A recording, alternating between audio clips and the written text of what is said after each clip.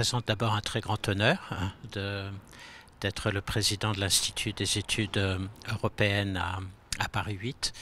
Je me situe dans la suite de grands présidents et présidentes, et donc je trouve que c'est une continuité qui est très utile.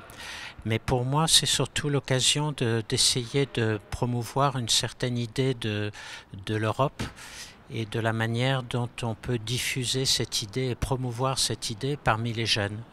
Parce que je pense que l'avenir de l'Europe, ça dépend des nouvelles jeunes générations qui arrivent.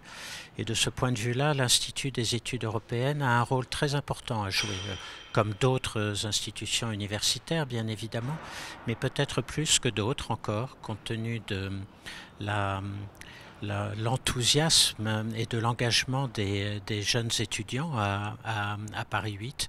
Et donc j'ai trouvé que c'était une manière de poursuivre le travail que j'avais essayé de faire tout au long des années précédentes pour faire avancer ce projet européen.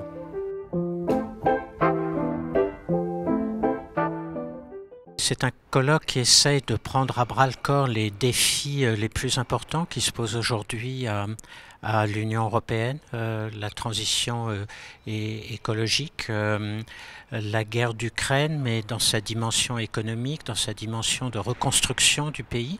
Et puis aussi, nous en avions débattu ce matin, toute la question de la refondation ou de rénovation de la démocratie européenne, notamment à travers la démocratie participative. Et nous avons eu un débat tout à fait passionnant ce matin, à la fois entre universitaires ou praticiens.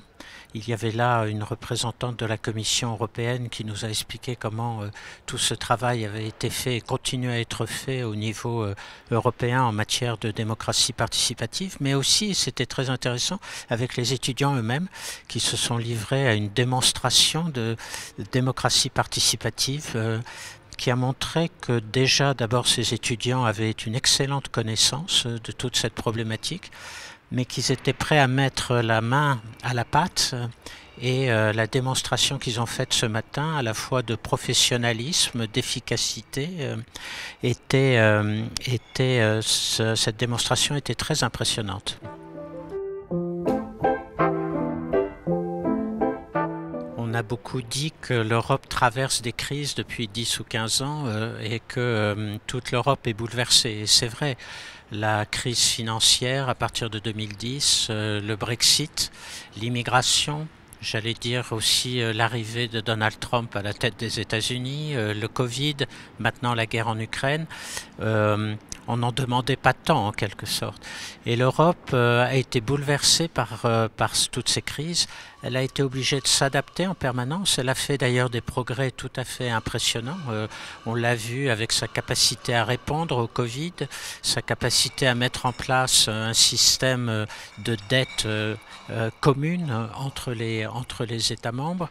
On le voit aujourd'hui avec la guerre d'Ukraine où elle a dû répondre en se réinventant même à travers une aide militaire qui n'existait pas avant.